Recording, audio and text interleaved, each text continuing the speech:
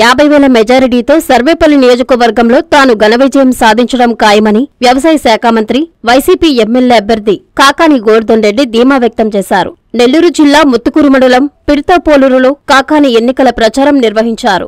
YCP మండల అధ్యక్షుడు మెట్టా విష్ణువర్ధన్ రెడ్డి, మండల పరిషత్ ఉపాధ్యక్షుడు పోలిరెడ్డి చిన్నపరెడ్డి తదితరులతో కలిసి సోమిరెడ్డి ఎన్నికల ప్రచారంలో పాల్గొన్నారు. రాష్ట్రంలో ఇప్పుడున్న అభివృద్ధి, సంక్షేమం కొనసాగాలంటే ముఖ్యమంత్రిగా జగన్మోహన్ రెడ్డిని చేసుకోవాలని కోరారు. అనంతరం ఆయన మీడియాతో మాట్లాడుతూ కరోనా కష్టకాలంలో కనిపించని నాయకులు నేడు ఓట్ల కోసం గ్రామాల్లో తిరుగుతున్నారని కాకాని చెప్పారు. ఈ కార్యక్రమంలో గ్రామ సర్పంచ్ వెందోటి రాజకుమారి, వైసీపీ నేత నెల్లూరు గిరితో పాటు పలువురు నాయకులు, కార్యకర్తలు తదితరులు పాల్గొన్నారు. సంబంధించి ఎన్నికల ప్రచారాన్ని ప్రారంభించాం. గత 10 రోజులుగా ఈ కార్యక్రమాన్ని కొనసాగిస్తున్నాం. అయితే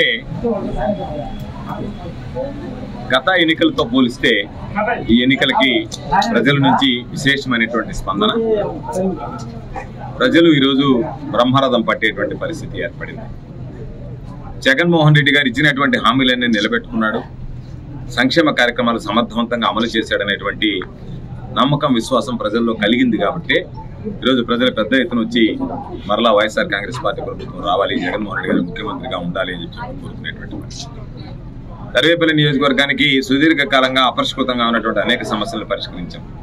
ఈరోజు పాపం తెలుగుదేశం వాళ్ళు ప్రచారానికి వెళ్లే అవాక్కయ్యేటువంటి పరిస్థితి. గ్రామాలకు ప్రచారానికి వెళితే ప్రతి ఎక్కడ మట్టి రోడ్డు కనిపించకుండా సిమెంట్ రోడ్లు వేశారు. పాపం కొంతమంది తెలుగుదేశం పార్టీకి సంబంధించినటువంటి వ్యక్తులు ఒక విఫల ప్రయత్నం చేశారు. ఇవన్నీ కూడా మనం అంతకుముందు వేసినటువంటి రోడ్లే అని చెప్పి చెప్పడానికి ఒక విఫల ప్రయత్నం చేశారు. ఈరోజు సిమెంట్ రోడ్లు కానీ, సైడ్ డ్రైన్ కానీ, త్రాగునీటి వసతి కానీ, సాగునీటి వసతి కానీ ఎక్కడ ఇబ్బందులు లేకుండా చేశాం. దశాబ్దాలుగా పెండింగ్ లో ఉన్నటువంటి నాన్ ఫిషర్ మ్యాన్ ప్యాకేజీని ఈరోజు ముత్తుకూరు మండల రైతులందరినీ మొత్తానికి కూడా ముత్తుకూరు మండలంలో వైట్ రేషన్ కార్డు కలిగినటువంటి అన్ని కుటుంబాలకి అందించడం జరిగింది. మత్స్యకారులకి ఫిషింగ్ జెట్టి డిమాండ్ చాలా రోజులుగా ఉన్నటువంటి దాన్ని పూర్తి చేశాం. ఎన్నికల కోడ్ వచ్చింది కాబట్టి దానిలో సంబంధించినటువంటి కార్యక్రమాలు ప్రారంభించండి, ఫిషింగ్ జెట్టి మత్స్యకారుల దగ్గర నుంచి అని చెప్పాం. ప్రారంభం లాంఛనంగా చేయలేము, ఎందుకంటే అధికారికంగా చేయాలంటే ఎన్నికల కోడ్ అడ్డం వస్తుంది కాబట్టి అని చెప్పి ఆ కార్యక్రమాన్ని పూర్తి చేశాం. అదేవిధంగా ఈరోజు రైతాంగానికి సమగ్రంగా సాగునీరు అందించాం. రైతులు గతంలో సోమిరెడ్డి 50 కోట్ల రూపాయల మిల్లర్ల దగ్గర ముడుపులు మింగేసి ధాన్యం ధరలు రాకుండా అడ్డుకున్నాడు. ఇక్కడ ఉన్నటువంటి వాళ్ళు రింగే ఇష్ట ప్రకారం దోచుకున్నారు. ఈరోజు ఆ పరిస్థితి లేకుండా 22 నుంచి 24 వేల వరకు డబ్బు చెల్లించి ధాన్యం బస్తాలు తీసుకెళ్లేటువంటి పరిస్థితులు తీసుకురావడం జరిగింది. అదేవిధంగా కరోనా కష్టకాలంలో ప్రజలను అంటిపెట్టుకుని ఉన్నాం.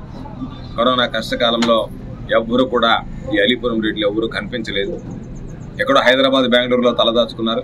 175 నియోజకవర్గాలు ఏ నియోజకవర్గంలో లేనటువంటి విధంగా ఒక మన సర్వేపల్లి నియోజకవర్గంలోనే 3 కోట్ల రూపాయలు విలువైనటువంటి బియ్యం అంటున్నానే పంపిణీ చేసి ఉంచడానికి విశేషమైనటువంటి కృషి చేసి జగన్మోహన్ రెడ్డి గారిని ఒప్పించి జగన్మోహన్ రెడ్డి గారి ఆశీస్సులతో ఈరోజు సర్వేపల్లి నెల్లూరు జిల్లాలను కొనసాగించడం జరిగింది. అనేక రకాలైనటువంటి అభివృద్ధి సంక్షేమ కార్యక్రమాలు జరిగాయి. గ్రామాలకు వెళితే ప్రజలు ఈరోజు విశేషమైనటువంటి స్పందన, గ్రామాల్లో పనులు జరిగాయి, అన్ని రకాల ఆదుకున్నాం.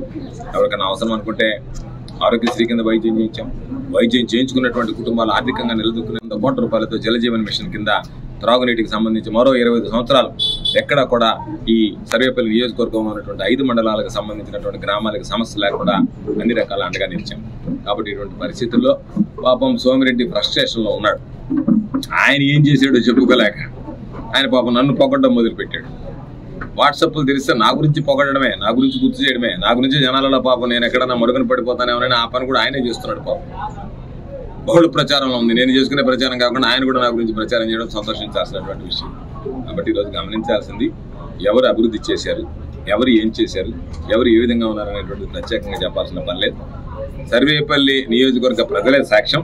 2014 ఎన్నికల్లో తట్టపట్టుకుని తీసుకొచ్చి నాకు మీరు చందాలు ఇస్తేనే నేను పోటీ చేస్తాను, నా దగ్గర డబ్బు లేదు అని చెప్పి మాట్లాడినటువంటి వ్యక్తి 2019లో కాలనీలు వాడలు హోల్సేల్గా కొనడం మొదలుపెట్టాడు. దాంతోపాటు 1500 నుంచి 2000 రూపాయలు డబ్బులు పంపిణీ చేశాడు.